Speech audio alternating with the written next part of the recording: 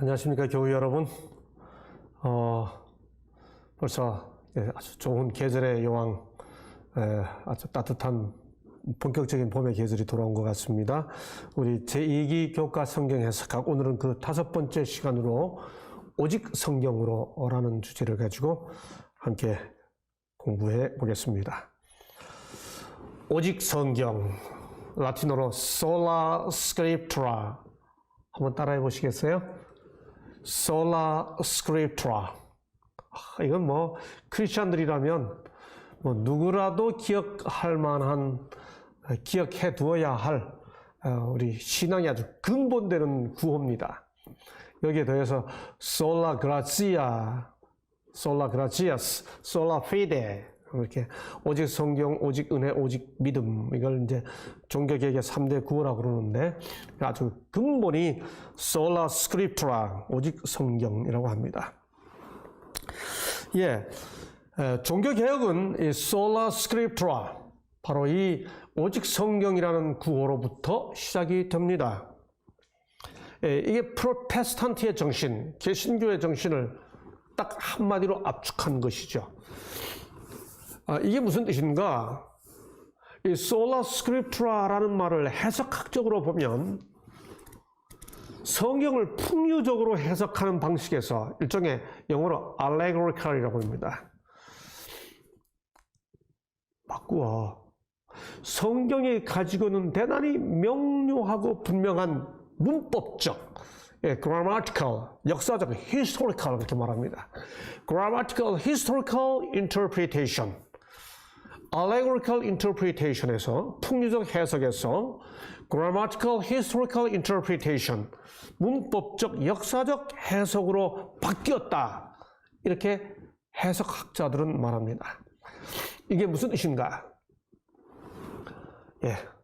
오직 성경이라고 하는 구호 속에 담겨있는 해석학적 의미, 이제 이걸 하나씩 진행해 가면서 말씀을 드리도록 하겠습니다. 지금까지 4주차에 이르러 오도록 끊임없이 반복하고 확인했던 대로 오직 성경이라는 해석학적 기준을 가지고 공부하는 지금도 다시 한번 모든 것의 판단 기준은 성경이라고 하는 것을 확인하면서 시작합니다. 오직 성경이라는 말의 의미는 성경 해석의 기준을 성경 밖에서 가져오지 않는다는 의미입니다. 그것이 문화가 되었든, 그것이 인간 이성이 되었든, 그것이 인간의 경험이 되었든, 심지어 그것이 전통이 되었든, whatever, 무엇이 되었든지 간에 성경 밖에서 성경을 해석하는 기준을 가져오지 않는다는 말입니다. 고린도전서 4장 6절에 보면 이는 너희로 하여금, 아주 좋은 말이죠. 그 다음 말, 기록된 말씀 밖으로 넘어가지 말라 한 것을, 바로 이겁니다. 기록된 말씀 밖으로, 우리 밖에 있는 것들을 활용할 수 있어요. 그러나 그것들이 뭐예요? 기준이 되어서는 안 된다는 거죠. 그것들이 성경을 해석하고 이해하는데 도움이 될 수는 있을지라도 그것을 기준으로 성경을 해석해서는 안 된다는 겁니다. 기록된 말씀 밖으로 넘어간다는 말이 무슨 뜻이라고요? 우리 교과책이 이렇게 설명합니다. 성경 고고학이 되었든, 원어 사전이 되었든, 백과 사전이 되었든, 색인 사전이 되었든, 기타 주석 및 서적들도 성경을 해석하는 과정에서 도움이 된다. 그러나 성경을 바르게 해석하기 위해 가장 중요한 것은 다른 학문이나 보충 자료와 같은 요소들이 아닌 성경 말씀 자체다. 성경만이 지구상에 존재하는 모든 글과 교리의 참된 가장이다. 성경 고고학 이야기를, 그것을 예를 들어 하나 이야기해 볼까요? 여러분, 열왕기상 3장에 보면 거기 유다와 이스라엘과 에돔이 모압이라고 하는 나라와 전쟁하는 이야기가 나옵니다. 이 세 왕이 함께 연합해 가지고 그 모압과 전쟁을 하는데 그 모압 왕이 마지막 전쟁에 지니까 멸망할 수밖에 없으니까 자기 아들 왕이 될, 자기를 이어서 왕이 될 왕자를 번제로 드립니다. 그 번제로 드리고 모습을 보고 어찌된 사연인지 그 마지막 길하레셋이라고 하는 케락이라고 불리는 그 성을 포위해서 마지막 점령 직전에 있던 그 남방 유다와 북방 이스라엘과 에돔 삼국 연합 세력이 그 포위를 풀고 물러갑니다. 여러분, 그런데 놀랍게도요, 바로 이 열왕기상 3장의 이 사건을 역사적으로 확인해주는 돌이 발견됐습니다. 우리 이 해설을 지금 듣고 있는 우리 교우님들, 요거 끝난 다음에 인터넷에서 모압돌 혹은 메사돌 이렇게 쳐보십시오. 메사는 모압의 왕이었어요. 영어로 모아바이트 스톤, 메시아 스톤 이렇게 말합니다. 그 모압돌하고 쳐보면 저기 디반이라고 하는 곳에서 실제로 현무암 비석이 발견됐는데 거기 기록된 내용이 열왕기상 3장의 내용이에요. 여러분, 그걸 누가 기록했는가 하면 모압 왕 메사가 기록했습니다. 근데 거기 내용 보면 뭐라고 되어 있는가 하면, 우리가 섬기는 신 그모스가 우리를 도와 우리를 이 위기에서부터 건져내줬다, 이렇게 기록되어 있습니다. 여러분, 그모스를 신으로 섬기던 모압 왕은 당연히 자기 신이 도왔다고 이야기하겠죠. 그런데 성경에 읽어보면 이 왕자를 번제로 드리는 그 일을 보고 통분이 임하여 포위를 풀어 갑니다. 여러분, 이 두 사건에서 우리는 두 사건이 아니고 이 사건에서 성경의 기록과 성경 고고학에서 발견되는 메샤스톤 혹은 모압돌의 정보를 볼 때, 이걸 기준으로 해서 그모스 신이 도와가지고 유다 왕과 이스라엘 왕이 포위를 풀고 그냥 돌아갔다, 이렇게 해석할 수는 없는 거죠. 그 성경 본문이 있습니다. 고고학적 정보가 있습니다. 이 고고학적 정보가 이런 성경이 기록하고 있는 사건이 실제로 있었다는 사실을 확인시켜 주는 것까지가 우리가 성경 밖에서 확인할 내용입니다. 기록된 말씀 밖으로 넘어가지 말아야 하는 것이죠. 그것이 성령의 감동으로 기록된 성경이 가지고 있는 권위입니다. 성경만이 모든 교리의 기초입니다. 우리가 이제는 거의 외울 만한 구절이죠. 하나님께서는 이 세상에서 오직 성경만을 sola scriptura, 교리의 기준이고 신앙의 기준이고 모든 판단의 기준이고 모든 것의 기초입니다. 그런데 우리가 이렇게 오직 성경이 성경을 판단한다고 하는 이 오직 성경의 어떤 그 원칙을 유지할 수 있는 이유는 성경이 통일성을 가지고 있기 때문입니다. Unity of the Bible. 성경에는 unity, 통일성이 있습니다. 성경에 통일성이 있기 때문에 우리는 성경으로 성경을 해석할 수 있습니다. 이게 40명이 쓴 책이지만 하나님의 감동으로 든 책이기 때문에 성경은 분명히 통일성을 가지고 있거든요.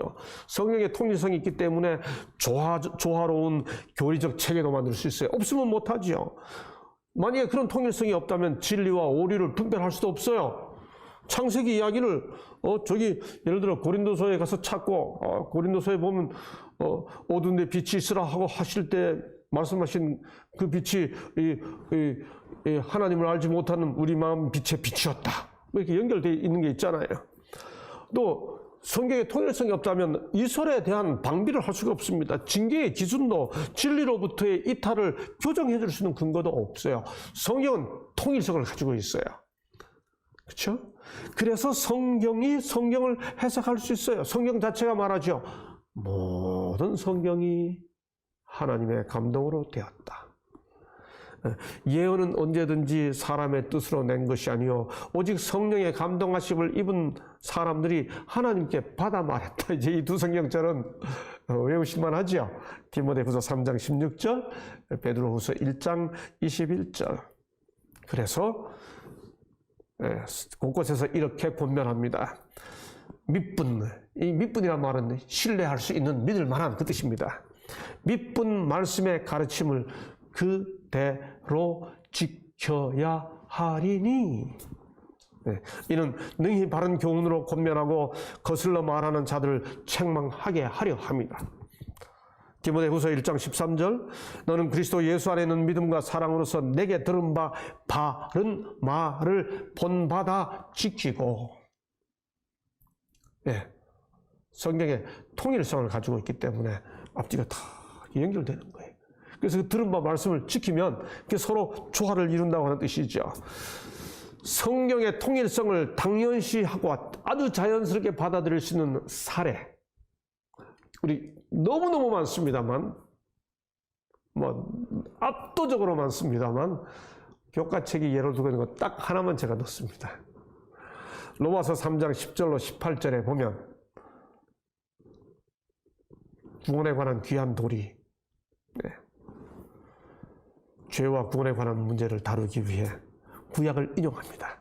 전도서 7장 20절, 시편 14편, 이사야 59장 등등이 거기 인용되어 있습니다. 무슨 말이에요? 전도서와 로마서 3장이 통하는 거죠. 시편과 로마서가 통하는 거죠. 이사야 59장과 로마서가 통하는 거죠. 서로 유니티를 가지고 있다는 거예요. 통일성을 가지고 있다는 겁니다. 성경 통일성의 가장 강력한 증거 중에 하나가 신약에 인용되어 있는 구약입니다. 구약이 신약에 인용되어 있다는 이 사실이 성경 통일성의 가장 강력한 증거입니다. 예, 성경의 통일성이 제시하는 또 하나의 중요한 원칙이 있습니다. 소라 스크립트라, 오직 성경은 성경의 통일성에 전제되어, 오직 성경은 성경이 서로 통일을 이루고 있다, 유니티를 가지고 있다는 것을 전제로 오직 성경이 가능한데, 구약이 신약에 인용됐다고 할 때 우리가 어떻게 받아들여야 하나요? 구약도 하나님 말씀이고 그것을 인용한 신약도 하나님 말씀이죠. 그렇죠? 통일성을 이루고 있으니까 이것과 이것을 다 하나님 말씀으로 받아들이게 되죠. 그래서 오직 성경은 통일성이 있기 때문에 가능하고 통일성이 있기 때문에 우리는 모든 성경을 받아들입니다. 그래서 우리 교우님들 기억해 주세요. 재림교회는 성경 해석하기 위해서 아주 중요한 두 가지 원칙을 가지고 있습니다. 하나는 오직 성경이에요. 솔라 스크립트라, 당연합니다. 또 하나 토타 스크립트라가 있습니다. 이걸 가리켜 뭐라고 그러는가 하면 모든 성경이라고 합니다. 솔라 스크립트라, 한번 따라해 주시죠. 솔라 스크립트라. 또 하나의 원칙이 토타 스크립트라, 모든 성경입니다. 여러분, 어떤 분들이 제게 물어요. 목사님 혹은 교수님, 우리는 솔라 스크립트라를 믿지 않습니까? 그러면 솔라 스크립트라라면 됐지, 뭐 또 다른 이야기를 하려고 합니까? 오늘 주제의 제일 끝에 가서 우리가 다룹니다. 제가 그럴 때 되묻습니다. 그대가 생각하는 솔라 스크립트라가 무슨 뜻입니까? 무슨 의미로 솔라 스크립트라라고 말합니까? 혹시 마르틴 루터가 말한 솔라 스크립트라라는 구호 뒤에 마르틴 루터가 취했던 태도에 대한 태도는 아십니까? 여러분, 오직 성경을 주장했던 마르틴 루터가 자기가 가지고 있던 로마서에 대한 어떻게 표현할까요? 아주 강한 그 애정 예, 때문에 야고보서를 지푸라기 같은 책이라고 말했던 것 아시죠? 여러분, 솔라 스크립트라는 내가 좋아하는 성경만을 취하는 게 아니에요.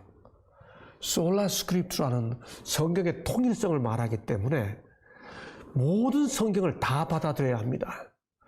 우리는 야고보서를 버리고 로마서만 취한다고 하는 입장의 솔라 스크립트라가 아니고요.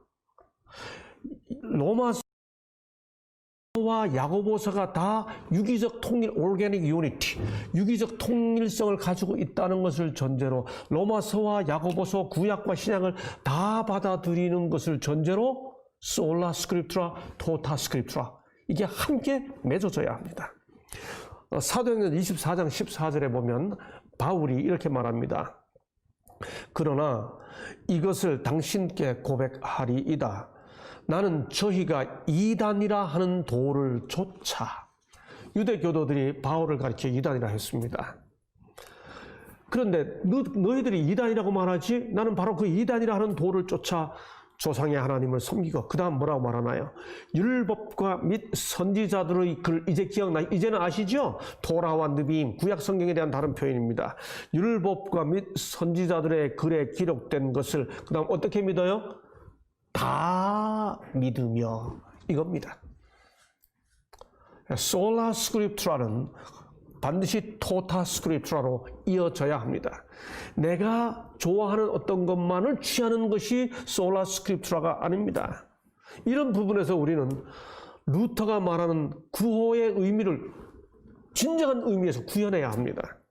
야고보서를 버리고 로마서만을 취하는 솔라 스크립투라가 아니라 야고보서와 로마서를 함께 취하는 토타 스크립투라의 경지로까지 우리가 그 단계로까지 나아가야 하는 것이죠. 그래서 우리는 성경에서 서로 충돌되는 것처럼 보이는 성경절들마저도 조화롭게 설명하기 위해 조화로운 이해에 이룰 수 있도록 성령의 지혜를 구하는 것이 필요합니다.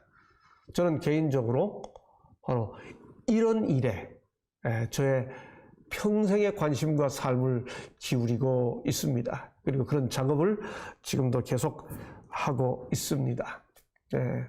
이번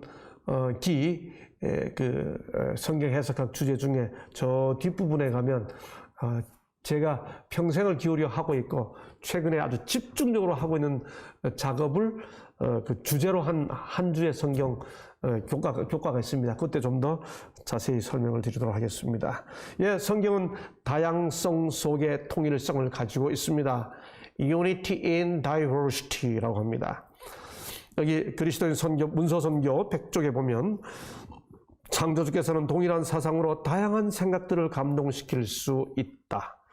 그러나 각자는 그것을 모순됨이 없이 다른 방법으로 표현할 수 있다. 두 사람이 진리를 동일한 방법으로 관조하고 바라보고 표현하게 되는 일은 거의 없을 것이다. 각자는 자신의 성격과 교육에 적합하도록 이해하고 있는 특별한 관점을 강조한다. 저는 개인적으로 바로 이런 부분이 성경의 이런 부분이 제게 커다란 매력으로 제 젊은 시절에 다가왔습니다. 지금부터 대략 한 40년 전, 제가 25살 때 삼육대학교 대학원에서 우리 대학교 제1호로 석사 학위를 받을 때 쓴 논문, 모세의 신관과 바울의 신관 비교 연구. 제가 그 한국신학대학 협의회라고 하는 카츠라고 불리는 그 협의회에 그 당시 논문상을 받을 때 제가 조심스럽게 소개해드린다면 제 연구 제목입니다. 근데 그런 저의 그 연구의 그 관심이 어디서 비롯됐는가? 분명히 바울이 이해한 하나님, 바울이 이해한 구원, 그것은 예수 그리스도라고 하는 한 charismatic person, 하나의 그 복음적, 선포적 인격체를 만남으로 그의 삶이 확 뒤바뀐 거거든요. 그런데 모세라는 사람은 무엇을 통해 하나님을 이해했나요? 출애굽이라는 사건을 통해 하나님을 이해했거든요. 그 모세가 출애굽이라는 사건을 통해 이해한 구원, 하나님. 바울이 예수 그리스도라는 한 인격을 만남으로써 이해하게 된 하나님, 구원. 이거 분명히 다르거든요. 근데 분명히 다른데 거기는 통일성이 있거든요. 이걸 한번 비교해보자. 그게 25살 제 젊을 때 저의 신학적 관심사였습니다. 바로 여기 좀 전에 읽었더니 그리스도의 문서선교 100쪽에 있는 통일된 생각이 있는데 두 사람이 진리를 동일한 방법으로 관조, 살펴보고 표현하게 되는 일은 없다. 그런데 서로 모순되지 않는다. 얼마나 재밌어요. 그렇죠? 이게 성경의 통일성입니다. 이걸 그래서 모세가 만난 하나님, 바울이 만난 하나님, 모세가 소개하는 구원, 바울이 소개하는 구원을 다 종합해 보는 거죠. 통일성을 한번 찾아보는 것입니다. 그런데 성경은 명확합니다. 제가 맨 처음 성경 해설 강의를 시작하면서 뭐라고 질문드렸던 거 기억나시나요? 성경이 쉬운 책입니까? 쉽죠. 5분이면 그 핵심을 깨달을 수 있는 책입니다. 하나님은 계시고 사랑이시다. 너무나 명료합니다. 문법적으로 오해의 여지가 전혀 없습니다. 성경은 어려운 책입니까? 아니요. 깊죠. 그렇죠? 예, 성경은 명확합니다. 그 증거이 아주 명료합니다. allegorical, 풍류적이라는 말이 예를 들면 이런 겁니다. 예수께서 그물을 던지라 해서 그물을 던졌더니 물고기 153마리 잡혔다. 물고기 153마리 잡혔다는 뜻이에요. 근데 왜 153마리이냐? 그 153이라는 숫자는 무슨 뜻이 있느냐? 이래가지고 막 풀어가고, 선한 사마리아인의 비유 나올 때 사마리아인이 누구를 가리키냐? 그게 강도는 누구를 가리키냐?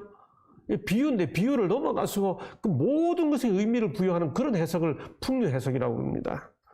그렇게 되면 아무도 해석 못해요. 근데 그렇게 성경을 그렇게 보지 말고 153마리라고 그랬으면 물고기 153마리예요. 거기 비유로 말씀하에 가라사대 하면 이게 비유지. 그 이상을 넘어가지 않아요. 이게 문법적, 역사적 해석법이에요.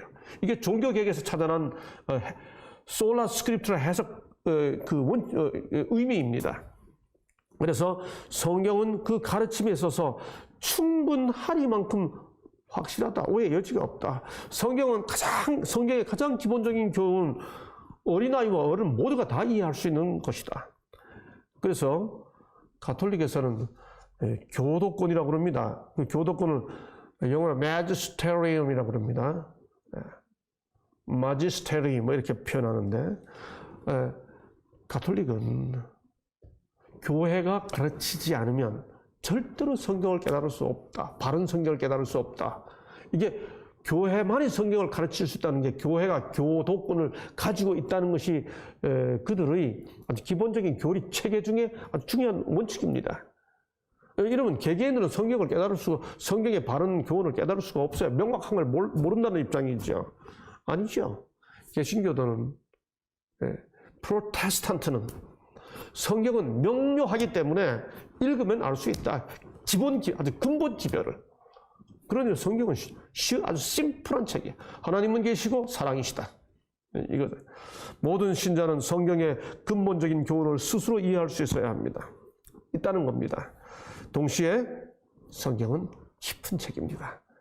우리의 지식과 이해력이 더 깊은 수준으로 성장할 기회가 끝없이 제공되고 있죠. 만약에 성경 본문의 의미가 문법적으로, 역사적으로, grammatical, historical, 문법적으로, 역사적으로 분명하지 않다면 오직 성경이라고 하는 호소가 모두에게 의미가 없죠.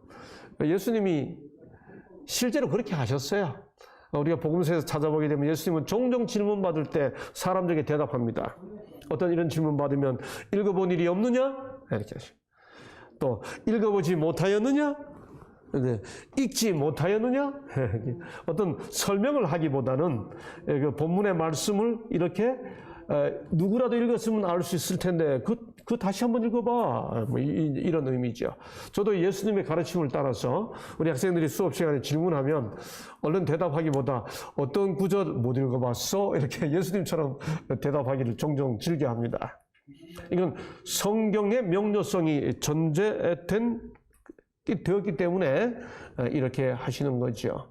예수님이 그런 모범을 이미 보여주셨습니다. 그래서 우리 이런 입장을 재림교회 교리신학 핸드북은 이렇게 정리하고 있습니다. 성경 기자들의 일관된 모범은 성경이 분명하고 명확하게 상징을 의도하지 않는 한, 성경 자체가 그렇게 하지 않는 한 성경을 그것의 분명하고 문자적인 의미대로 취하여야 한다는 것을 보여준다. 그대로 받아들이면 된다는 거죠. 전수자들만이 밝힐 수 있는 신비하고 숨겨진 풍류적 의미의 핵심에 도달하기 위해서 문자적 의미의 껍질을 벗겨낼 일은 전혀 없다. 이 문자를 벗겨가지고 그걸 껍질 다음에 봐야 135마리 그 문자적 표현 안에 있는 다른 걸 다 벗겨내야 진짜 의미를 찾아낼 수 있다. 그런 거 없다는 거죠. 135마리면 물고기 135마리 잡았다.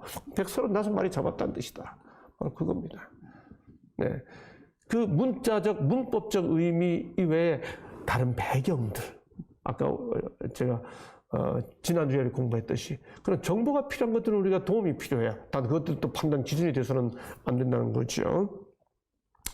예, 그래서 우리는 성경을 알기 위해 누군가에게 배우는 것도 참 중요합니다. 그래서 그러나 또 스스로 연구하는 경험도 참으로 중요하죠. 저는 우리 신학과에서도 신학대학원에서 우리 신학도들 또 혹은 목회자들, 우리 후배 목회자들, 제자 목회자들에게 이렇게 성경을 풀어주는 강의를 수업을 할 때마다 끊임없이 강조하고 도전하는 것이 있습니다. 주석을 보되 제일 마지막에 봐라. 어떤 부분에 대해서 모르겠으면 다른 여러 역본들을 비교해봐라. 우리가 다음 주에 또 그 공부합니다. 예, 성경 본문 자체를 자꾸만 생각해보고 살펴보아라. 여러 역본들을 비교해보면 의미가 분명하고 이게 이 뜻이었구나 하고 깨달아지는 경우들이 기쁨이 참 충만하거든요. 잘 모르던 성경의 의미를 이해하게 되는 기쁨은 정말 행복한 경험이에요, 여러분. 그 정말 누가 가르쳐줘서 하는 것보다 꼭 해보세요, 우리 교우님들. 정말 의미 깊습니다. 예, 바람직한 성경 연구 자세를 이렇게 말합니다. 목사가 복음 교육자에 보내는 증언. 우리는 하나님 존전에 있음을 느끼면서 경외심을 갖고 성경을 연구해야 한다. 말씀의 어떤 부분은 쉽게 이해가 되지만 다른 부분의 참된 의미는 쉽게 파악되지 않는다. 끈질긴 연구와 묵상 그리고 열렬한 기도가 있어야만 한다. 얼른 가서 주석 열어가지고 이게 뭐지? 보지 말라는 거예요. 끈기 있게 한번 본문을 읽어보라는 거죠. 예? 그래서 제가 여러 번 강조합니다. 마지막에 가서는 주석 봐라. 근데 처음부터 보지 마라. 모든 연구자는 성경을 펼칠 때에 성령께서 깨우쳐 주시기를 간구해야 한다. 깨우쳐 주실 것이란 약속은 아주 분명하다. 이 경험을 한번.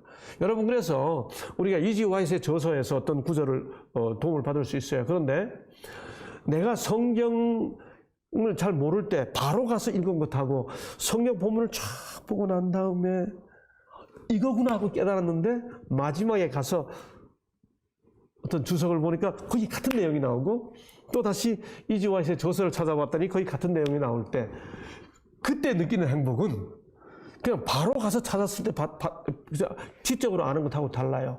아, 성령께서 이런 이대한 학자의 깨달음과 나를 같이 깨닫게 해줬구나.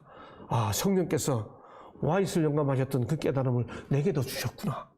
이런 행복감이 찾아오는 거예요. 그렇기 때문에 우리는 끈질긴 연구와 묵상이 필요합니다.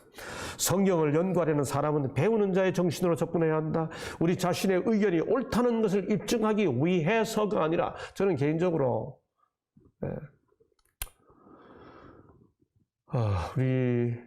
우리 공동체 안에서 어떤 분이 지금은 우리와 함께 하지 않습니다만 어떤 분이 성경을 풀어가는 성경 풀이 강의를 하면서 어떤 구절에 대해서 풀이하고 뭐라고 말하는가 하면 내가 이런 풀이하는 것에 대해서 여러 사람들이 나에게 공격을 했는데 이게 이 뜻입니다.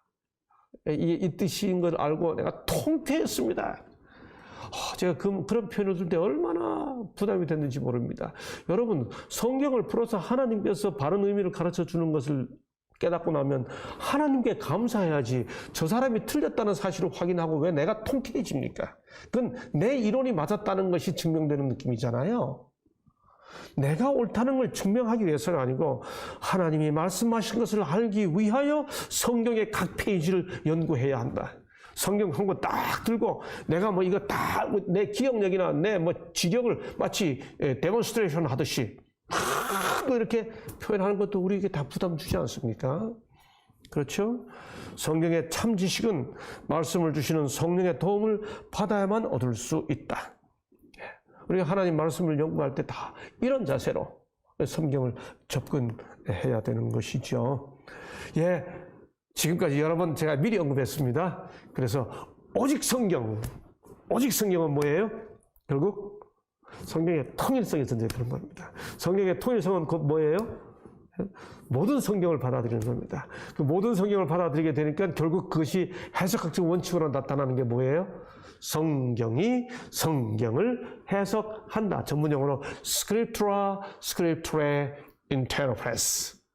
이건 성경 해석학을 배우는 학도들이 뭐 다 기본적으로 익숙히 암기하는 구절이 너무 중요한 구절이기 때문에 뭐 그대로 사용합니다. 성경 해석학에서 뭐 이 용어를 빼고서는 뭐 그 기본적인 원칙을 설명할 길이 없죠. Scriptura interpretes. 성경이 성경을 해석합니다. 성경의 통일성은 성경 스스로를 해석자로 기능하도록 해줍니다. 통일성이 있기 때문에 성경 그 자체의 의미를 서로 밝혀주게 되죠. 예, 성경이 성경을 해석하게 하는 이 방법의 최대 장점은 뭐예요? 예, 성경 자체 안에서 여러분, 그런데 이때 조심해야 할 게 있습니다. 그게 뭔가? 성경이 성경을 해석한다고 그럴 때 소위 증거 구절로만 사용해서는 안 됩니다. 무슨 뜻이에요? 이걸 증명하고 저걸 증명하기 위해 마구잡이로 여러 성경절을 그냥 연결시켜요. 이걸 proof text라고 합니다. 영어로 proof text. 증거 구절 방식의 성경 연구는 성경의 사상과 깊이를 못 느끼게 합니다. 변증적이 되게 만들어 놓습니다. 성경은 극한 의미를 담고 있거든요. 그래서 성경이 성경을 해석하게 하려면 각 성경이 담고 있는 단어를 증거 구절식으로 연결해서 그냥 암기하는 방식이 아니라 각 성경에 담겨 있는 그 문맥을 광맥이라고 표현하듯이 그 맥을 파고 들어가야 됩니다. 여러분이 옷 천 하나가 만들어지기 위해서도 여기 수많은 결이 있잖아요. 텍스트는 컨텍스트가 있고요. 텍스트가 컨텍스트에 의해서 텍스트가 이루어지면 반드시 텍스트 안에는 texture, 영어로 texture, texture, 하나의 그 직물, 옷처럼 천이 촉촉하게 결과 켜가 나온다고 그러잖아요. 그게 문맥이에요. 와우. 이 성경의 문맥을 찾는 일은 아직도 다 끝나지 않았습니다. 한도 끝도 없이 수많은 깊이를 가지고 있어요. 여러분, 이건 정말 성경은 정말 놀라운 책이에요. 예, 그 문맥을 면밀하게 살피다 보면 아무도 못 봤던 것들이 때로 보일 수 있어요. 와우, 깜짝 놀라게 되죠. 그 작은 것 하나라도 그런 걸 새롭게 발견해내면 it's great contribution. 예. 이게 성서학계에 아주 커다란 공헌이 되는 거죠. 예, 무엇이든지 전에 기록된 바는 우리의 교훈을 위하여 기록된 것이다. 교육 190쪽. 성경은 그 자체의 해설자이다. 성구는 성구끼리 비교되어야 한다. 성경을 연구하는 학생은 성경 구절을 그 전체적인 입장에서 관찰하는 동시에 그 부분적인 관계를 알아내도록 배워야 한다. 맞아요. 창세기는 50장이다. 50장이 1장부터 11장이다. 1장부터 11장에서 다시 어디까지는 창조 이야기고 어디까지는 범죄 이야기, 어디까지는 이게 구조가, 스트럭처가 그냥 바로 머릿속에 떠올라요. 출애굽기는 모두 40장으로 되어 있다. 딱 그냥 책 이름만 들으면 구조가 탁 머리에 떠오르시면 그 구조가. 그래서 창세기 2장을 연구하려면 2장 안에서 2장 5절을 1절로 3절을 연구하려면 창세기 2장 안에서 또 1장과의 관계 속에서 또 1장부터 11장 내에서 이렇게 아주 가까운 문맥 안에서 좀 더 먼 문맥에서 그리고 성경 전체에서 그걸 전문적인 용어로 intratextual 텍스트의 내적으로, 그 다음에 intertextual 뭐 이렇게 말합니다. 본문 내에서 살펴보고 본문끼리 살펴보고 뭐 이런 뜻이죠. 예, 우리 그걸 아주 익숙해져야 됩니다. 우리 성경 그렇게 연구해야 됩니다. 전도서 예를 들어 3장을 연구한다. 전도서 3장 안에서 어떤 단어의 의미를 찾고 그냥 저쪽 가서 단어만 찾아가지고 뭐 계시록에 가서 찾고 이렇게 하지 말고 그 본문 안에서 가까운 본문 안에서 좀 더 먼 본문 안에서 이제 우리 뒤에 가면 본격적인 해석학적 그 단계가 나올 때 좀 더 자세히 이야기할 수 있을 겁니다. 예, 그래서 마지막에 주제 연구까지로 나아가죠. 성경과 비교함으로써 철저하게 연구해야 합니다. 가능하다면 원어를 알면 좋겠죠? 그런데 우리 교우님들 뭐 히브리어, 헬라어 아실 수 없잖아요. 걱정하지 마세요. 그런 걸 아주 충실하게 번역한 성경 역본들이 많이 있습니다. 그거 활용하면 다 아주 좋습니다. 아주 좋은 역본들이 많이 나와 있으니까요. 예, 성경의 해석자는 성경입니다. 여기 목사와 복음 교역자에 보내놓은 증언 106쪽에 이런 말씀이 있습니다. 우리는 주석가들의 견해를 하나님의 목소리로 받아들여서는 안 된다. 제가 우리 신약을 공부하는 우리 신학도들에게 어떤 모르는 구절이 나타날 때 바로 주석 찾아보지 말라고 말한 이유가 바로 이겁니다. 그들은 우리처럼 실수하는 인간이었다. 하나님께서는 그들에게는 물론 우리에게도 추리할 수 있는 능력을 허락하셨다. 우리는 성경을 그 자체의 해석자로 삼아야 한다. 그래서 제가 조금 외람된 제 경험 하나 이야기할까요? 나이 50이 넘은 다음에 어디 학회에 가서 논문 발표하잖아요. 그럴 때 어떤 분이 손 들고 누가 이런 말 했습니다. 혹시 그 사람 견해는 살펴봤습니까? 이렇게 질문하면 제가 되묻습니다. 그 사람이 그런 견해 제가 살펴봤는데 그 사람이 그 견해 이야기할 때 몇 살이었는지 아십니까? 당연히 모르죠. 그러면 제가 한번 이렇게 대답한 적이 있습니다. 그 사람이 그 얘기할 때가 나이가 30몇 살이었습니다. 제가 지금 그 사람보다 그 사람이 그 얘기할 때보다 제가 지금 10년 이상 더 살았습니다. 그 사람이 이런 말 했지만 그 사람도 사람이고 저도 사람인데 왜 저의 이해를 설명하기 위해 꼭 어릴 때 그 사람이 어릴 때 했던 그 얘기를 꼭 제가 얘기해야 합니까? 뭐 어리다고 잘 모른다는 뜻은 아니고요. 너무 권위 있게 이야기할 때 제가 약간 변증 삼아 그렇게 이야기한 적이 있습니다. 누구의 이야기도 절대적 권위를 가져서는 안 되는 거죠. 성경의 해석자는 성경입니다. Scriptura Scripturae Interpres. 자, 우리 재림교회는 바로 이 Sola Scriptura를 다룰 때 반드시 짚고 넘어가야 할 문제가 하나 있죠. 오직 성경과 와입 저서들입니다. 예, 오직 성경이면 우리가 말하는 예언의 신. 좀 이따 제가 그 문제도 다루겠습니다. 오늘 왜 자꾸 그 관계를 어떻게 이해해야 되느냐 하는 것이 우리 모든 재림 성도들이 반드시 균형지게 이해해야 할 과제인 거죠. 우리가 잘 아는 대로 이사야 8장 20절 마땅히 율법과 증거의 말씀을 따를지니 그들의 말하는 바가 이 말씀에 맞지 아니하면 정녕 아침빛을 보지 못하고. 여러분 아시죠? 성경에는 성경 속에 포함되지 않은 수많은 선지자들의 글이 있었다는 것, 성경 자체가 말하고 있는 것 아시죠? 예컨대 역대하에 나와 있는 나단서 있습니다. 선지자 갓서 있습니다.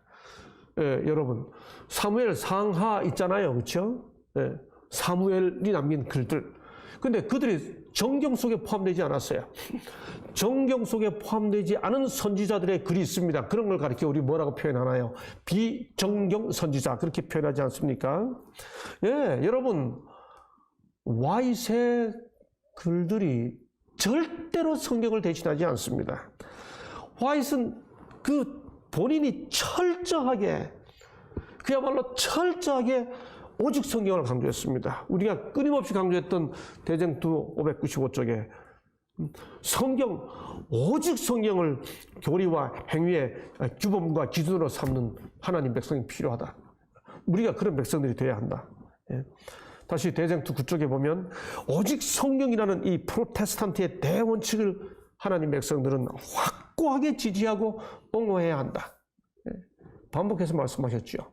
이렇게 말씀하셨음에도 불구하고 그의 저술들을 성경과 같은 입장에 두는 것이 마치 우리의 확고한 그 신앙적 전통인 것처럼 생각하는 분들이 있다면 이건 와이시 말한 그 개념 자체를 넘어서는 거죠.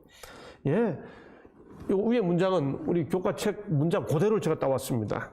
그녀의 저술은 진지한 성경 연구의 지름길 또는 대체물이 결코 아니다. 성경을 대신해서 그 연구에서 된 게 아니라는 거죠. 교회 증언 2권 605쪽. 그들은 성경 말씀과 친숙하지 않다. 성경의 표준에 이르며 그리스도의 완전에 도달하고자 하는 바람으로 하나님 말씀을 연구하였다면 그들은 교회 증언이 필요 없었으리라. 그들이 하나님의 영감으로 된 책을 연구하지 않으므로 그들이 순종하기를 게을리하였던 영감의 말씀으로 그들의 주의를 환기시키고 그 순결하고 고상한 가르침으로 그들의 삶을 꼴지어 나가게 하고자 그분께서는 단순하고 직설적인 증언으로 그들과 연결되기를 구하신다. 그래서 교회 증언을 쓰게 됐다 그겁니다. 하나님 말씀대로 연구하고 산다면 이거 안 했을 일을 필요 없었으리라 그랬잖아요. 필요 없었을 증언을 준다는 거죠. 여러분, 그러니 정말 우리는 마지막 순간에 한 권의 책을 구한다면 당연히 성경이죠. 당연히 성경이죠. 그게 와이스의 가르침입니다. 여기 우리 교과책은 다시 이렇게 묻습니다. 교훈. 엘렌 G. 와이스의 증언은 하나님의 감동을 받아 그분의 남은 백성에게 전하는 기별이지만 성경을 대신하기보다 우리를 성경으로 이끌기 위한 작은 빛이다. 교과책 그대로입니다. 묵상. 이 부분은 제가 그대로 따왔습니다. 엘렌 G. 와이스의 책들이 단순한 신앙서적이 아닌 이유는 무엇입니까? 그렇다고 단순히 신앙서적입니까? 그녀의 저술들은 그와 같이 이해되어야 한다. 그녀의 저술에는 단순한 신앙서적이 아닌 것으로 이해되어야 한다. 그녀의 저술에는 성경 저자들에게 임했던 동일한 영감이 임했다. 그러나 그것들의 역할은 성경의 역할과는 다르다. 그녀의 저술들은 성경에 추가된 것이 아니라 성경의 지배를 받는다. 그녀는 결코 자신의 저술들이 성경을 대체하도록 의도하지 않았다.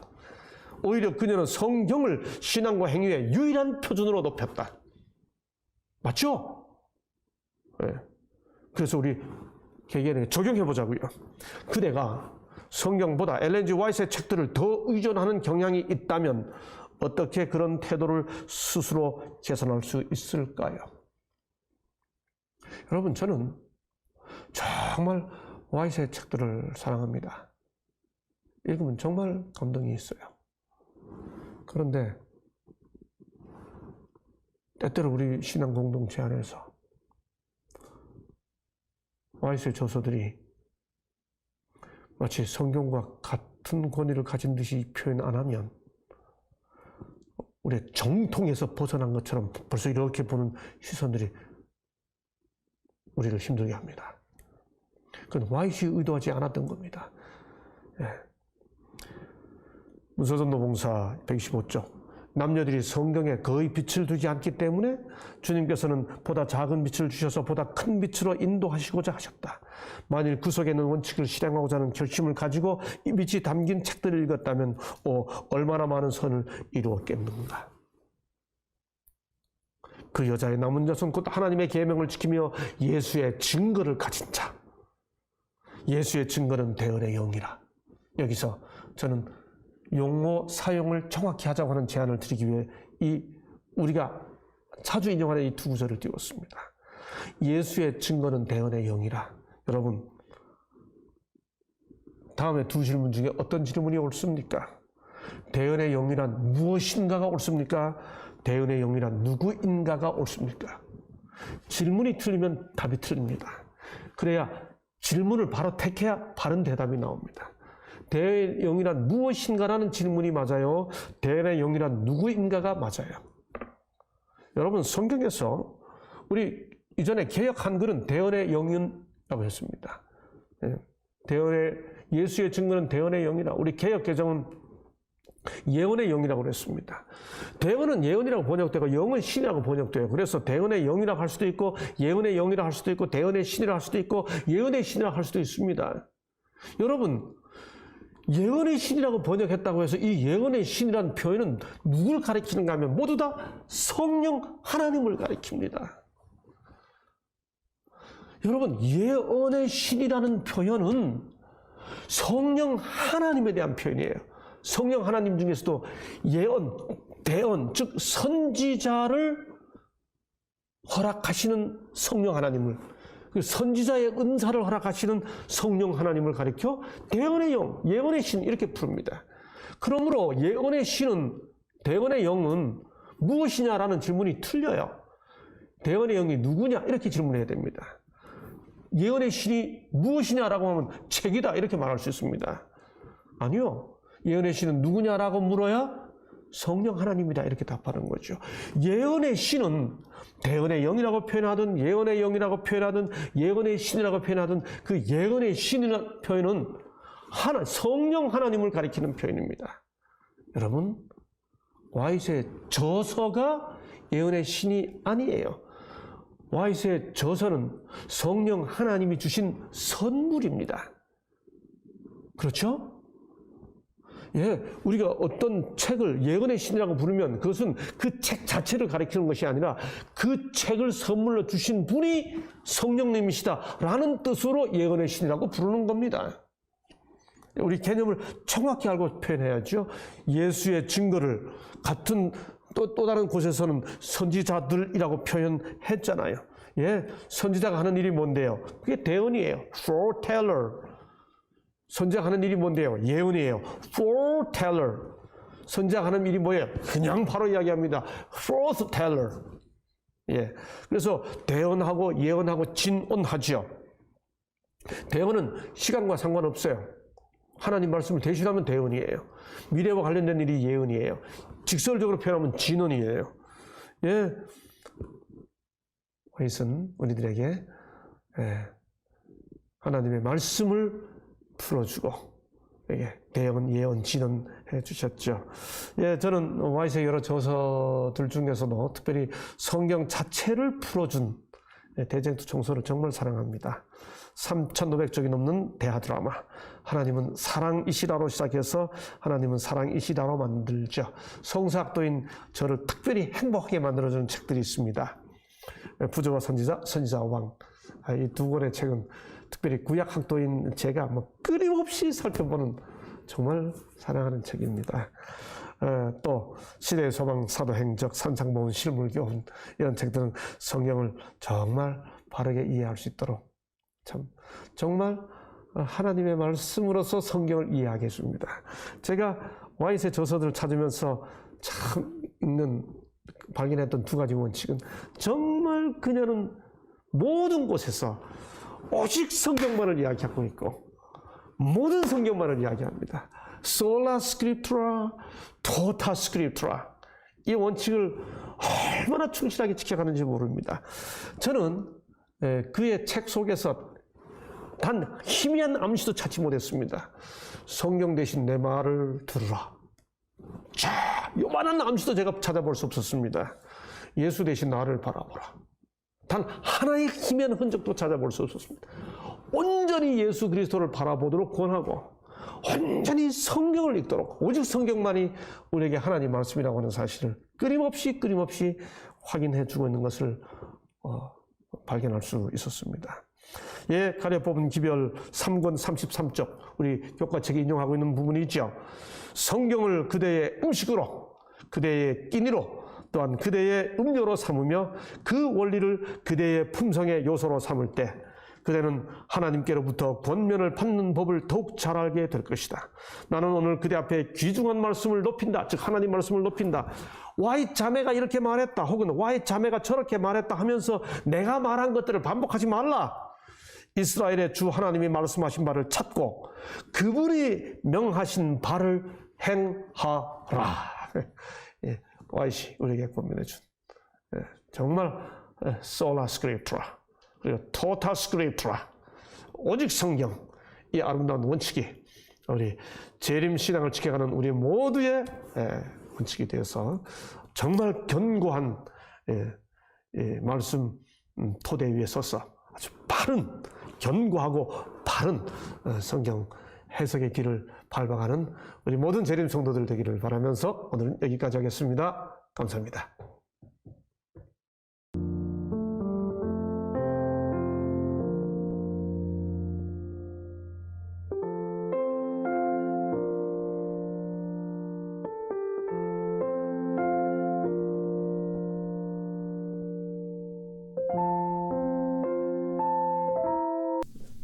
이 코로나19 사태가 장기화되고 있어서 여러분들 정신적으로 또 경제적으로 얼마나 힘드십니까? 하나님께서 도우셔서 여러분들 가정에 함께 하심으로 또 이 어려움을 이길 수 있는 힘을 주시고 또 어서 속히 이 사태가 끝나기를 소망합니다. 저희들이 이렇게 모이지 못하고 있는 중에도 여러분들께서 또 교회를 위해서 헌금해 주신 분들 감사드립니다. 여러 가지 방법으로 또 우편으로 방문하셔서 또 계좌로 이렇게 보내주신 분들 감사드립니다. 오늘은 선교 안식일입니다. 오늘 이 안식일 하루 동안 여러분들 선교를 위해서 이 마지막 때에 내가 선교를 위해서 무엇을 할 수 있는지 어떻게 할 것인지를 생각하는 그런 안식이 되었으면 좋겠습니다. 또 매 아침마다 보내드리는 우리 선교회장님께서 보내드리는 기도 목록을 보시고 여러분들 위해서 기도해 주시고 또 대총회에서 100일 기도 운동을 하고 있는데 오늘이 37일 차입니다. 여러분들 이 코로나 사태가 빨리 종식되기를 기도하는 열렬한 마음으로 기도에 임해 주시기 바라겠습니다. 여러분들 건강하시고 또 조심하시고 우리 다시 만날 수 있는 날이 속히 오기를 고대하면서 또 다시 만나게 될 때 아주 기쁜 마음으로 다시 뵙게 되기를 소망합니다. 이제 곧 예배가 시작되겠습니다. 감사드립니다.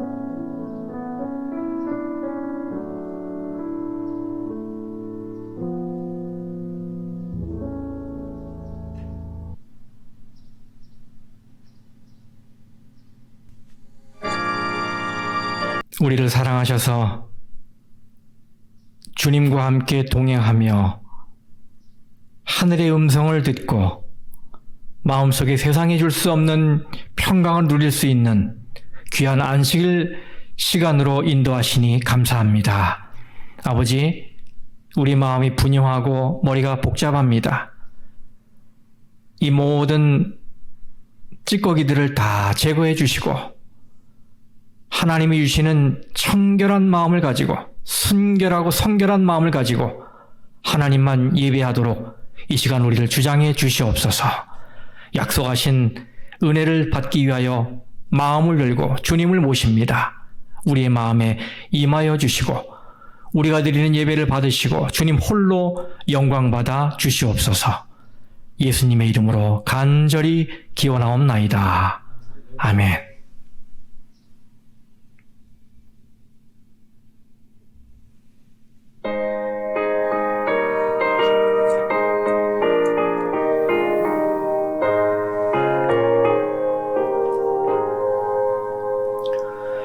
성부의 사랑 높이 찬송하세. 범죄한 자들 친히 돌보시니 천사도 함께 높이 찬송하세.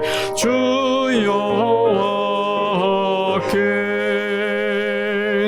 성자의 자비 높이 찬송하세. 택하신 자를 귀 돌보시니 청년과 노유 모두 찬송하세. 구세주 예수 성령의 안위 높이 찬송하세. 우리를 위해 깨우쳐 주시니 성부와 성자 성령 삼위일체 다 찬송하세.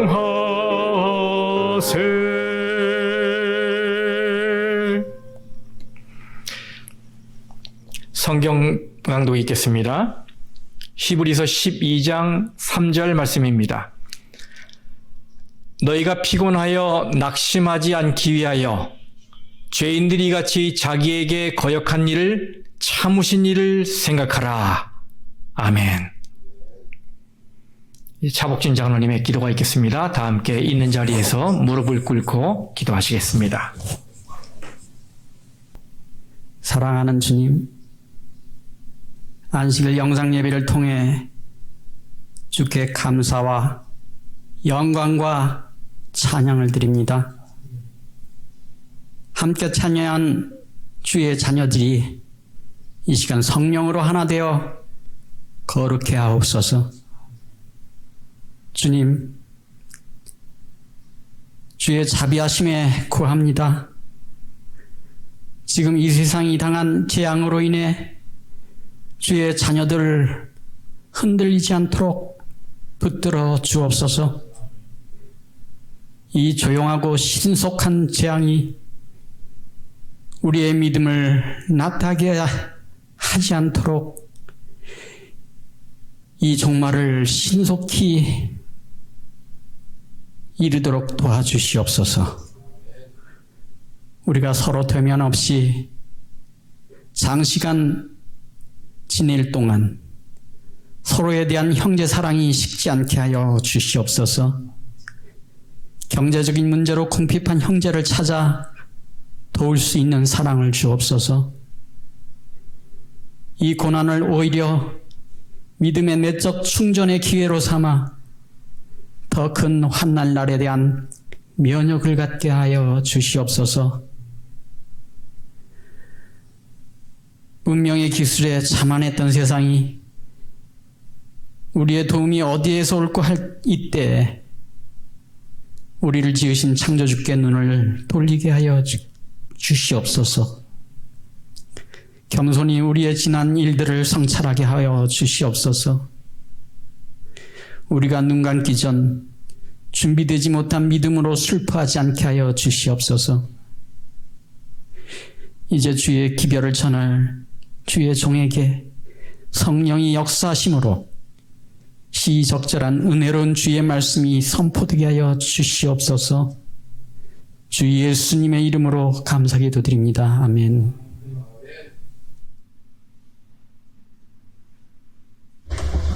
하나님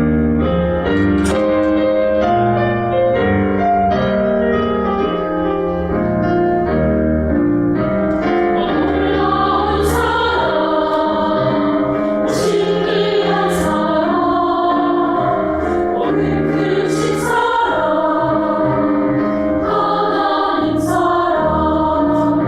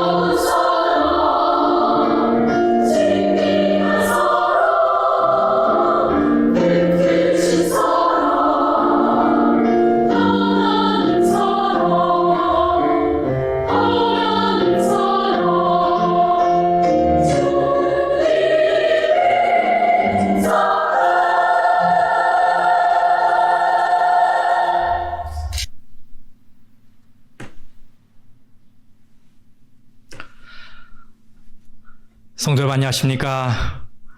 네. 이 시간에 세상이 줄 수 없는 하나님만이 주시는 피스, 평안이 여러분 가슴 깊숙한 곳까지 임하기를 진심으로 기원합니다. 오늘은 사랑은 오래 참는다라는 제목으로 말씀을 나누도록 하겠습니다. 오늘부터 사랑에 대해서 집중적으로 연구를 해보겠습니다. 나이가 좀 드신 분들에게 사랑이 뭐냐고 물으면 뭐라고 대답하는지 아시겠습니까? 네, 눈물의 씨앗이라고 말합니다. 옛날에 우리 한국에서 유행했던 그 가요가 생각나기 때문인 것 같아요. 여러분, 사랑하면 사람이 달라집니까? 네, 사랑하면 설렘이 있고 떨림이 있어요. 눈에는 콩깍지가 씌운다고 그러죠. 사랑을 하게 되면 세상이 다 아름답게 보입니다. 자기도 모르게 입가가 올라가고 얼굴이 붉어지죠. 어떤 사람은 귀가 또 붉어지더라고요. 이렇게 보니까. 사랑하는 사람 옆에 있으면 가슴이 콩닥콩닥 뜁니다. 어떨 때는 쿵쾅쿵쾅 아주 강하게 빠르게 뛰지요. 온몸에 찌릿한 느낌도 들고요. 옥스퍼드 사전에는 사랑을 이렇게 정의하고 있어요. 매력에 끌려 한 사람이 다른 사람에 대해 느끼는 낭만적인 애착의 강렬한 느낌이다. 낭만적인 애착의 강렬한 느낌이다. 이런 사랑의 정의는 예나 오늘이나 크게 달라지지 않은 것 같습니다. 이 강렬한 느낌을 생각하며 사람들은 사랑을 활활 타오르는 불에 비유합니다. 아주 열정적으로 타오르는 이미지이죠. 그런데 사실 불이라는 것은 활활 타는 불도 있지만 은은하게 타는 숯불도 있어요. 니마 그 강을 건너지 마오라는 다큐멘터리 영화가 생각납니다. 98세의 할아버지 그리고 89세의 할머니가 76년 동안 함께 했습니다. 그들은 어딜 가든 고운 빛깔의 이 커플 한복을 입고 두 분이 손을 잡고 걸어갑니다. 할아버지가 할머니에게 낙엽을 뿌리는 장난도 하고 할머니가 화장실에 가 있을 때는 무섭지 말라고 할아버지가 밖에서 노래도 불러줍니다.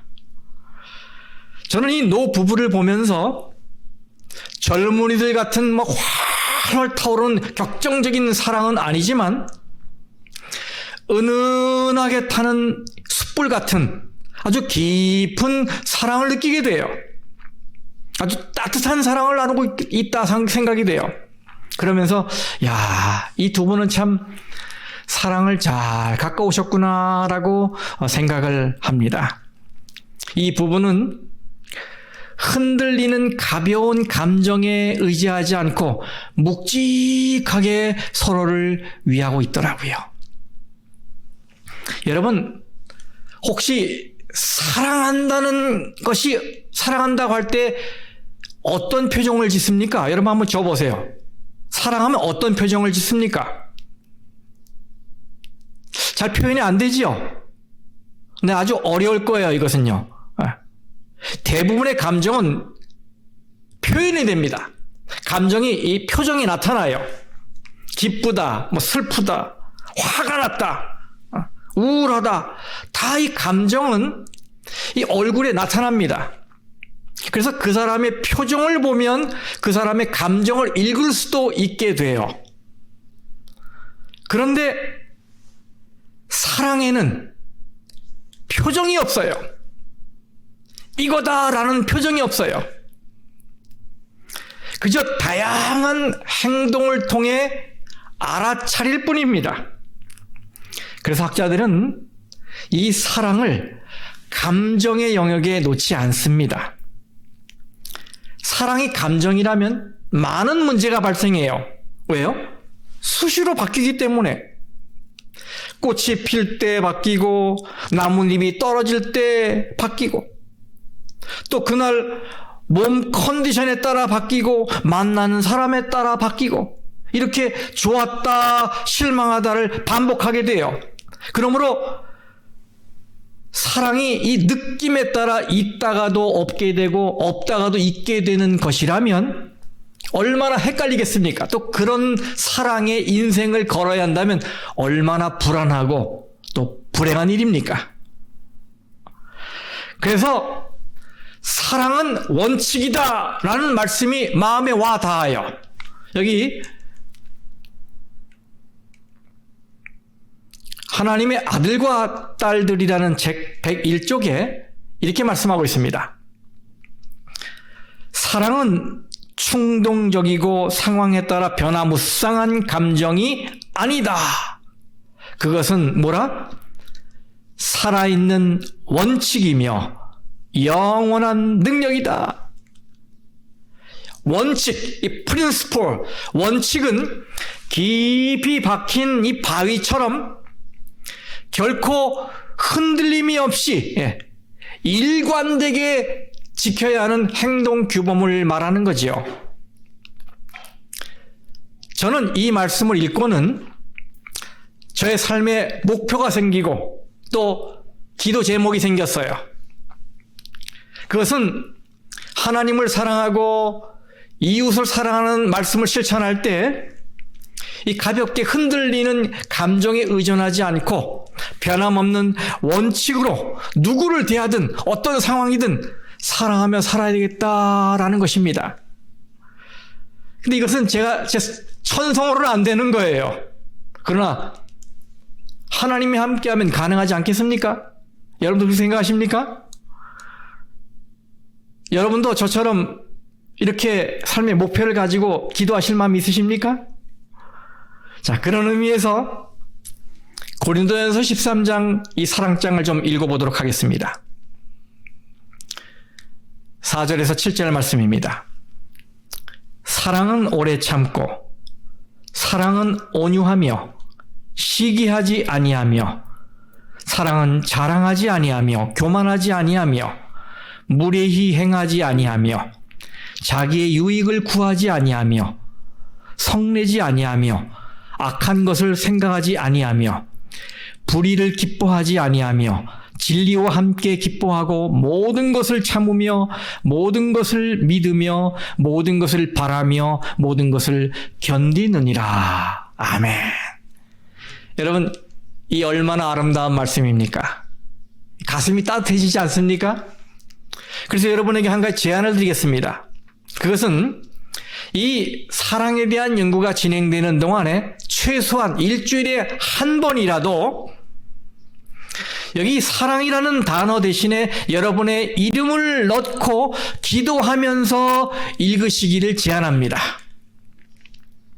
지난번에 저는 시도했는데 마음이 많이 불편했고 그리고 얼굴이 화끈거렸어요. 왜냐하면 너무나 어울리지 않았기 때문이죠. 그러나 앞으로도 그럴까요? 저는 그렇게 생각하지 않습니다. 우리가 사랑이신 예수님의 도움을 받아서 날마다 이 배운 대로 하나하나 사랑을 실천하면 사랑 대신에 우리 자신의 이름을 넣는 일이 불가능할 거라고 생각하진 않아요. 어쩌면 전혀 어색함 없이 마치 우리 자신을 고백하는 것처럼 될 수도 있을 것입니다. 우리 모두 그렇게 되도록 실천해 보십시다. 자, 이곳에는 사랑의 특성이 15개가 소개가 되고 있습니다. 사랑은 어느 하나로 묘사할 수 없는 아주 다양한 얼굴을 가지고 있기 때문이지요. 이곳에 묘사된 사랑의 특성에는 don't, 하지 아니하며 라는 이 부정형이 8개가 나오고 do, 하며 라는 긍정형이 7개가 나와요. 사랑에는 예 할 것도 있고 아니요 할 것도 있다는 의미겠지요. 여러분, 사랑은 오래 참는 것입니까? 예. 사랑은 온유한 것입니까? 예. 사랑은 시기하는 것입니까? 아니요. 사랑은 자기의 유익을 구하는 것입니까?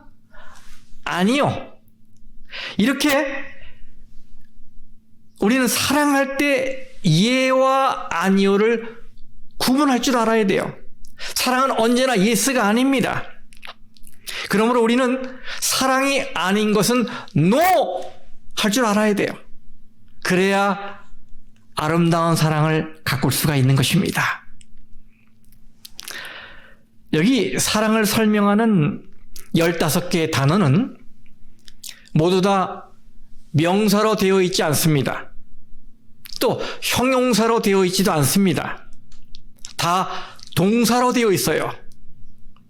그렇습니다. 사랑은 동사입니다. 이 말은 사랑은 정지 상태에 있어서는 안 되고 반드시 행동으로 옮겨져야 한다 이 말이에요. 이것이 바로 아가페 사랑의 특성이에요. 행동하는 사랑, 표현되는 사랑, 이게 아가페 사랑인 것입니다. 요한복음 3장 16절에 하나님은 우리를 사랑하셔서 그 사랑한다는 표시로 독생자를 주셨다고 돼 있어요. 이렇게 사랑은 실천되어야 하고 행동으로 표현되어야 하는 것입니다. 말과 혀로만 사랑하는 건 사랑하는 게 아니에요. 머리로만 사랑하는 건, 입으로만 사랑하는 건 사랑하는 게 아닙니다. 손과 발로 사랑을 해야 돼요. 행동이 돼야 된다는 말이에요. 그렇다면 우리 자신을 돌아보게 되지요. 과연 나의 사랑은 동사지향적인가? 다시 말하면 나는 사랑을 행동으로 표현하고 있는가? 그렇습니다. 만일 여러분이 나는 하나님의 사랑을 많이 받은 자다라고 인식하고 있다면 그 사랑을 절대로 멈추지 마시고 행동으로 표현하시기 바랍니다. 그러므로 이 설교가 끝나면 곧바로 실천하세요. 여러분이 사랑하는 사람들에게 사랑한다고 말을 해주십시오. 전화로 하든지 아니면 찾아갈 거리에 있다면 찾아가서 말을 하십시오. 그리고 손을 잡아주세요. 그리고 지난 시간에 말씀드렸던 것처럼 포옹해 주세요. 따뜻하게 표현하십시오. 그들을 위해 또 기도해 주십시오. 그게 진짜 사랑입니다. 마찬가지로 여러분이 하나님을 사랑한다면 여러분의 마음과 시간과 물질을 하나님께 드리십시오. 하나님을 사랑한다면 교회로 달려와야 합니다. 하나님을 사랑한다면 사랑의 편지인 성경을 읽어야 합니다. 하나님을 사랑한다면 불우한 이웃을 실제적으로 도와야 합니다. 이렇게 표현되는 사랑이 진짜 사랑이에요. 우리는 행동하는 만큼만 사랑하는 것입니다. 기억하십시오. 행동하는 만큼만 사랑하는 거예요. 또 한 가지 이 사랑의 특성에는 이 사랑은 동사일 뿐만 아니라 그 시제가 현재형입니다. 이게 바로 아가페 사랑의 특징입니다. 사랑은 뭐라고요? 현재형. 그래서 나는 그동안 오래 참았고 그리고 성내지 않았어. 이런 과거형은 사랑이 아닙니다. 나는 앞으로 열심히 참고 온유해질 거야. 미래형도 사랑이 아닙니다. 아가페 사랑은 지금까지 많이 참아왔고 앞으로도 참겠지만 지금 참는 것입니다. 지금 참는 거예요. 어느 날 저녁 아빠가 이 화를 참지 못하고 엄마에게 버럭 화를 냈어요. 엄마는 기분이 상당히 나빴어요. 그런데 큰아들 방에 갔더니 뭔가 생각이 났어. 그래서 야단을 칩니다. 야, 너는 도대체 공부를 얼마나 했길래요? 시험 점수가 이 모양이야! 하고 야단을 쳤습니다. 아이 큰형은 공부하다가 야단을 맞아 기분이 상했어요. 그래서 동생 방으로 가갖고 너 왜 내 볼펜 써? 하고 꼴밤을 한 대 먹였어요. 그랬더니 이 동생이 아유 신경질나 그러면서 밖으로 나와서 잠자고 있는 강아지를 발로 걷어찼습니다. 근데 그 다음날 아침에 아빠는 강아지가 물어뜯은 구두 한 켤레를 들고서 어처구니 없다는 표정을 짓고 있습니다. 여러분, 복수는 또 다른 복수를 낳고 분노는 또 다른 분노를 낳습니다.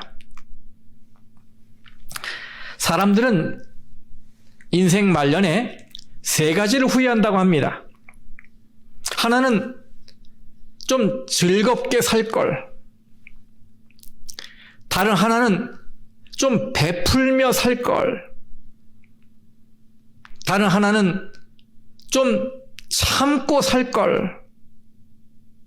이렇게 세 가지를 후회한다고 그래요. 오늘은 이 세 가지 후회 중에 이 마지막 한 가지를 확실히 한번 줄여보십시다. 자, 4절 말씀에 사랑은 오래 참고 라고 말씀하고 있어요. 사랑은 오래 참는 것부터 시작하는 것입니다. 바울은 오래 참음을 사랑의 모든 특성 중에서 제일 처음에 올려놓습니다. 너희가 사랑하려면 오래 참는 것부터 시작해야 한다 이 말이에요.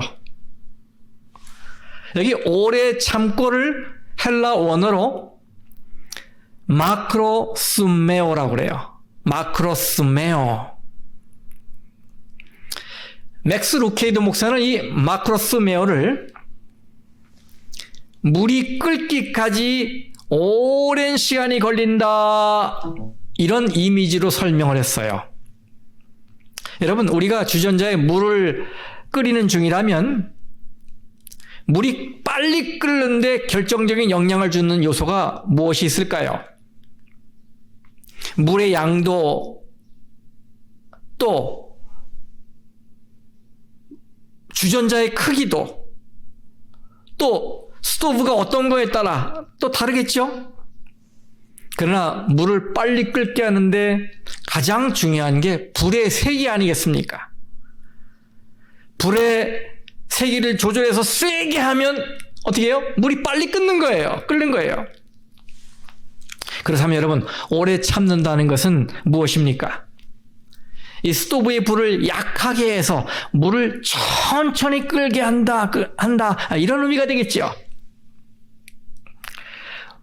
여러분, 만일 하나님이 우리에 대해서 이 불을 줄이지 않으셨다면 우리가 어떻게 됐겠습니까? 우리는 살아오면서 하나님 앞에 수많은 약속을 해왔지요. 하나님께서 이 곤경을 해결해 주시면 평생 주님을 위해 충성을 다하겠습니다. 하나님, 이제부터 하나님만 위하며 살겠습니다. 하나님, 이제부터는 화를 내지 않도록 노력하겠습니다. 많은 약속들을 했잖아요. 그런데 우리가 뱉은 그 많은 약속들이 지켜지지 않고 허공에서 사라질 때 우리 하나님은 우리에게 등을 돌리실 이유가 충분하셨지만 그렇게 하지 않으셨어요. 왜요? 베드로서 3장 9절 말씀. 오직 주께서는 너희를 대하여 오래 참으사 아무도 멸망하지 아니하고 다 회개하기에 이르기를 원하시느니라. 그렇습니다. 하나님이 우리에 대해 오래 참으시기 때문이에요. 우리가 회개하고 돌아설 기회를 주시는 것이지요. 그렇다면 여러분, 하나님이 우리에 대해 이렇게 인내하시는데 우리가 다른 사람에 대해 인내를 보이지 않을 이유가 어디 있겠습니까? 오늘날 사람들은 참는 일에 많이 실패합니다. 그래서 이 팔뚝에 참을인자를 새기고 다니는 사람들을 조심하라고 합니다. 여러분, 얼마나 참기 어려우면 이게 문신까지 했겠습니까? 참는 거는 어려운 일이에요. 여러분, 어떻게 나에게 손해를 끼치고 정신적으로 피곤하게 하는 사람을 참을 수 있겠습니까? 어떻게 나를 경제적으로, 정신적으로 힘들게 하고 마음에 상처 주는 사람을 참을 수 있겠어요? 이 참는 건 참 쉽지 않은 일이에요. 그러나 우리의 천성으로는 어렵겠지만 뭔가 특별한 의지를 발동하면 가능해지지 않겠습니까? 또한 우리 그리스도인들은, 특히 우리 옆에 누가 계세요? 예수님이 계시잖아요. 우리에게 힘을 주고 용기를 주는 예수님이 계시잖아요. 만약 우리가 그걸 의식하는 성도라면 참는 일이 훨씬 쉬워지지 않겠습니까? 오늘 예수님은 우리에게 진정한 사랑은 참고 또 참고 오래 참는 것이라고 말하고 있습니다. 그럼 생각해 보십시다.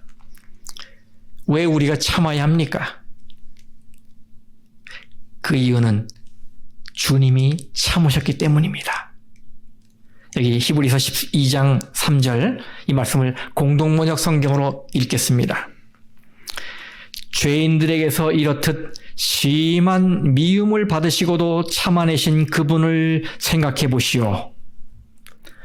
그러면 여러분은 지치거나 낙심하는 일이 없을 것입니다. 여러분, 십자가에서 우리를 위해 오래 참으신 예수님을 한번 생각해 보세요. 만일 예수님이 참지 않으시고 뛰쳐내려오셔서 불칼을 휘두르셨다면 우리 운명이 어떻게 됐겠습니까? 우리 주님이 참으셨으니까 바로 우리가 죄와 사망에서 구원받은 거 아니겠습니까? 베드로후서 3장 15절 말씀입니다. 또 우리 주의 오래 참으심이 뭐가 된 줄로 여기라? 구원이 될 줄로 여기라. 구원이 될 줄로 여기라. 여러분, 주님의 참으심 우리에게 복음입니다. 복음. 사도 바울은 그걸 경험했어요. 디모데전서 1장 16절에 그는 이렇게 말합니다. 그러나 내가 긍휼을 입은 까닭은 예수 그리스도께서 내게 먼저 일체 오래 참으심을 보이사 후에 주를 믿어 영생 얻는 자들에게 본이 되게 하려 하심이라. 바울은 자신에 대해 오래 참으신 예수님이 계시다는 사실을 깨달았어요. 그는 자신이 예수 믿는 사람들을 무자비하게 핍박하고 스데반이 순교당할 때 거기 가담했고 또 그리스도인들을 체포하기 위해서 다메섹으로 원정까지 떠난 사람이었지만 자기를 참아주시고 자기를 포용해 주셔서 은혜 가운데 머물게 되었다라고 고백하고 있는 것입니다. 그렇습니다. 주님은 우리에 대해 오래 참고 계세요. 사랑은 오래 참는 것입니다. 그 이후의 사랑의 특성들은 다 거의 다 참을 때 이루어지는 것들이에요. 사랑은 시기의 마음이 생길 때 참는 것입니다. 사랑은 자랑하고 싶은 마음, 교만한 마음이 스물스물 올라올 때 참는 것입니다. 사랑은 자기의 유익을 구하는 것을 참는 것입니다. 사랑은 화가 나는 걸 참는 것입니다. 사랑은 행악하는 것, 불의한 것을 참는 것입니다. 사랑은 모든 것을 참고 모든 것을 견디는 것입니다. 이렇게 생각할 때 우리는 왜 사도 바울이 사랑을 이야기할 때 오래 참음을 가장 먼저 이야기하고 있는지 알게 되지요. 사랑의 속성 15가지는 바로 이 오래 참고로 시작해서 모든 것을 참으며 모든 것을 견디느니라로 마칩니다. 이렇게 사랑의 속성에는 참는 것과 관계된 것들이 많이 있어요. 그러면 여기서 질문이 생깁니다. 먼저 사랑은 오래 참고라고 했는데 우리가 그러면 언제까지 참아야 할까요? 여러분 언제까지 참아야겠습니까? 재미있는 것은 이 본문의 말씀은 사랑은 영원토록 참고라고 되어 있지 않고 그저 오래 참고라고 되어 있다는 사실이에요. 이 말은 언젠가는 참는 것도 마지막 순간이 있을 것이다. 바로 이런 말이에요. 하나님은 더 참고 기다려도 사람이 회개하고 돌아올 기미가 없을 때에 드디어 한없는 사랑과 이 가슴 아픈 연민의 마음으로 끝을 선언하십니다. 이것은 하나님의 참으심에 문제가 있기 때문이 아니라 은혜 기간을 무시하고 이 하나님의 사랑과 하나님의 구원하시는 열망을 저버린 인간의 반응에 문제가 있기 때문입니다. 노아 홍수 때 그랬고 소돔과 고모라 때 그랬고 이스라엘의 광야 생활이 그렇고 바벨론 포로 생활이 그렇지요. 그러면 여러분 어떻게 해야 우리도 오래 참을 수 있을까요? 예수님은 그 다음에 1만 달란트 빚진 자의 비유를 말씀하시면서 그것을 가르치셨어요. 제가 여기서 여러 번 설교했기 때문에 여러분 내용을 잘 아시겠죠? 주인에게 참아달라고 애원해서 은혜를 받고 엄청나게 큰 빚을 탕감받은 이 종이 법정에서 나오자마자 자기에게 조금 빚진 친구를 만나 무정하게 대합니다. 자신의 채무 서류에 탕감이라는 잉크가 마르기도 전에 이 친구는 참을성 없이 행동했어요. 친구가 사정했지요. 29절에 나에게 참아주소서 갚으리이다. 그런데도 이 종은 모질게도 자신에게 빚진 친구의 멱살을 잡고 흔들어댔고 결국은 이 친구를 옥에 가두어 버립니다. 여기서 주목해야 할 것은 이 참아달라는 이 말의 원어는 우리가 연구하고 있는 이 사랑은 오래 참고에 쓰인 말과 똑같이 마크로수메오예요. 무슨 말입니까? 바로 주인은 자신을 마크로수메오 참아줬는데 자신은 친구를 마크로수메오 참지 않은 거예요. 이 종의 문제가 무엇인지 아시겠지요? 그는 자신이 받은 은혜의 선물을 진심으로 감사하지 않았어요. 그렇다면 나 자신에게 질문해 봅니다. 그러면 나는 하나님의 인내를 경험했음을 마음으로 느끼고 감사하고 있는가? 예수님의 예화에서는 모든 것을 알게 된 왕이 이 종을 어떻게 했다고 기록되어 있죠? 마태복음 18장 34절에 주인이 노하여 그 빚을 다 갚도록 그를 옥졸들에게 넘기니라. 그 종을 감옥에 가둡니다. 여러분, 휴 아닙니까? 안도의 한숨이 나오지 않습니까? 얼마나 다행이에요. 이것이 실제가 아니고 비유라는 것이. 만일에 이게 실제라면 우리는 다 막 감옥에 들어갈 거예요. 그렇죠? 하지만 우리가 여기서 교훈을 얻어야 돼요. 성도 여러분, 우리는 하나님이 마크로스메오 참아주셔서 살아난 사람들입니다. 그런데 우리에게 사소한 잘못을 한 사람을 마크로스메오 참지 못하고 가혹하게 대해서야 되겠습니까? 우리가 다른 사람에 대해 참을 수 없다면 그 이유는 우리 마음에 이 자비심이 부족해서가 아니고 하나님의 은혜를 은혜로 여기지 않기 때문이에요. 그럼 성도 여러분, 오래 참다가 낙심하셨습니까? 혹시 지치셨습니까? 이제 더는 못 참겠다고 손을 놓으셨습니까? 성도 여러분, 먼저 한없이 내려오는 주님의 사랑에 젖기를 바랍니다. 그리고 그 사랑을 기억하고 감사하시기 바랍니다.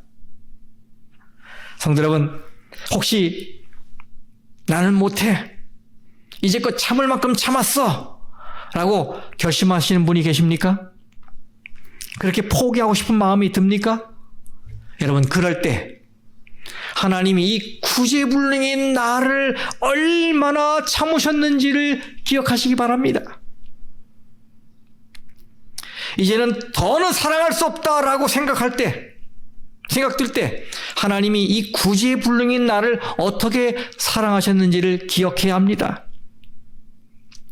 더는 손을 내밀어줄 명분이 없다라고 생각될 때 하나님께서 구제불능인 나를 어떻게 잡으시고 구원으로 인도하셨는지를 기억해야 합니다. 여러분, 사랑은 오래 참는 것입니다. 부모님들에게 좋은 아들과 딸이 되고 내 자녀에게 좋은 부모가 되고 배우자에게 좋은 남편, 좋은 아내가 되려면 우리는 오래 참아야 합니다. 그냥 참아주는 정도가 아니라 오래 참고 기다려줄 줄 알아야 합니다. 좋은 목사가 되고 좋은 교인이 되는데도 마찬가지입니다. 참지 않으면 좋은 교인이 될 수도 좋은 목사가 될 수도 없습니다. 그냥 참는 정도가 아니고 오래 참고 기다려줄 줄 알아야 합니다. 인터넷에 보니까 3초만 기다려보자라는 제목의 글이 올려져 있더라고요. 그 중에서 제가 몇 가지만 좀 추려 뽑았습니다. 들어보세요. 엘리베이터를 탔을 때 닫기를 누르기 전 3초만 기다리자. 정말 누군가 급하게 오고 있을지도 모른다. 출발 신호가 떨어져 앞차가 서 있어도 크락션을 누르지 말고 3초만 기다려주자. 그 사람은 인생의 중요한 기로에서 갈등하고 있는지 모른다. 내 차 앞으로 끼어드는 차가 있으면 3초만 서서 기다리자. 그 사람 아내가 정말 아플지도 모른다. 아이가 잘못을 저질러 울상을 하고 있을 때 3초만 말없이 웃어주자. 잘못을 뉘우치며 내 품으로 달려올지도 모른다. 사랑하는 성도 여러분, 사랑은 오래 참는 것입니다. 여러분, 이것을 우리가 마음에 새기는 의미로 함께 좀 힘차게 따라해 보실까요? 사랑은 오래 참는 것이다.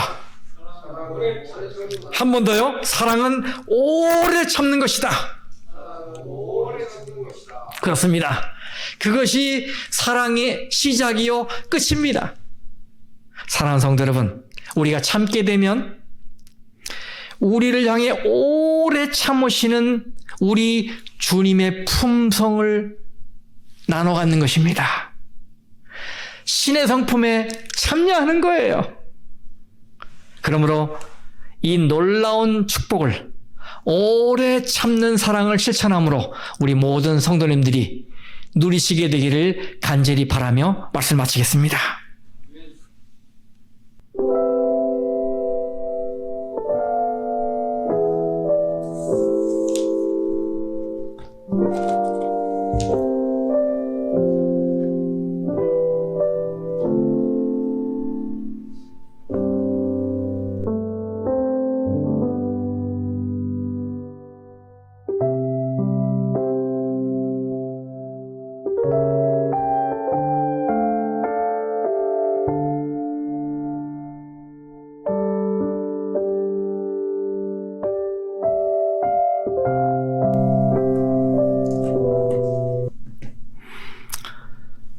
헌금을 위해 기도하겠습니다. 하나님 아버지, 이 코로나19 사태가 장기화되면서 많은 사람들이 고통 중에, 괴로움 중에 있는데, 그래도 이 한 주일을 하나님께서 우리를 보호하셔서 안식일을 맞이하고 또 하나님을 예배하게 하셔서 참 감사합니다. 우리가 고통당하는 사람들의 아픔을 공유하며 그들이 속히 그 고통에서 회복되기를 간절히 바랍니다. 그리고 모두가 다 하나님이 주시는 평강을 누릴 수 있게 해 주시옵소서. 오늘 우리가 감사한 마음으로 주님께 예물을 드렸습니다. 수입의 10분의 1, 11조와 각종 헌금을 주님께 드립니다.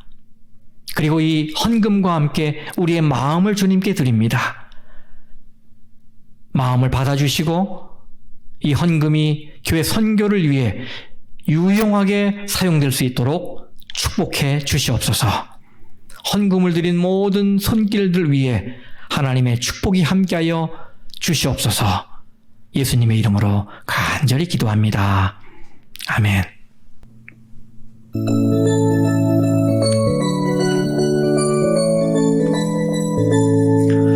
참 사랑 가진 자는 늘 기쁨 누리고 또 이웃에게 기쁨을 늘 나눠주도다.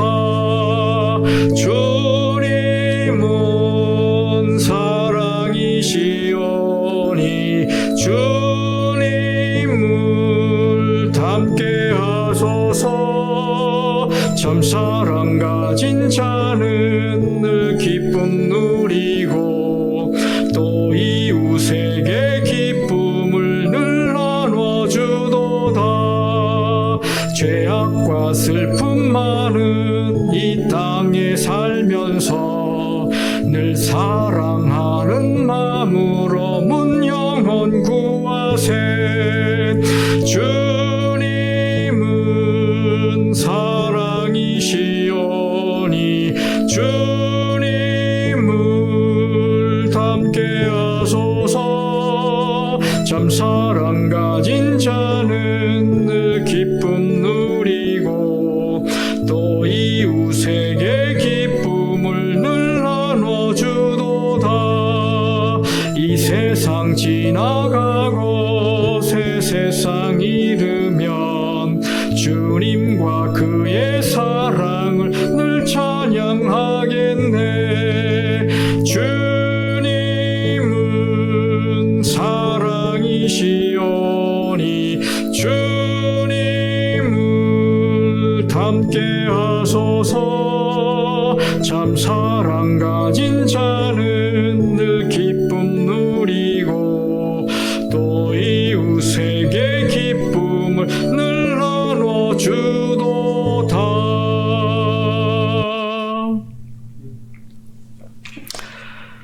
아버지 하나님, 오늘부터 우리가 사랑에 대해서 하나님의 말씀을 듣고 있습니다. 사랑은 오래 참는 것이라고 오늘 교훈하셨습니다. 이 말씀을 마음에 깊이 새기고 이 시간부터 이 말씀을 실천하게 인도하여 주시옵소서. 우리 천성적으로는 부족해서 반드시 실패할 것입니다.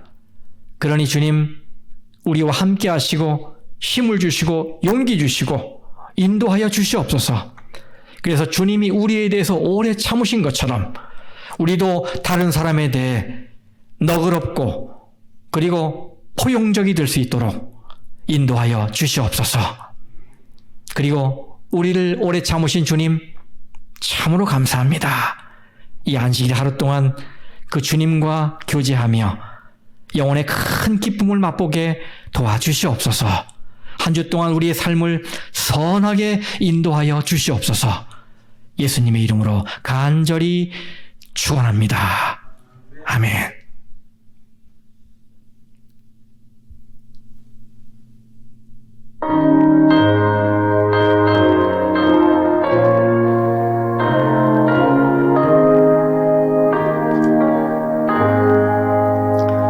내 주님 오시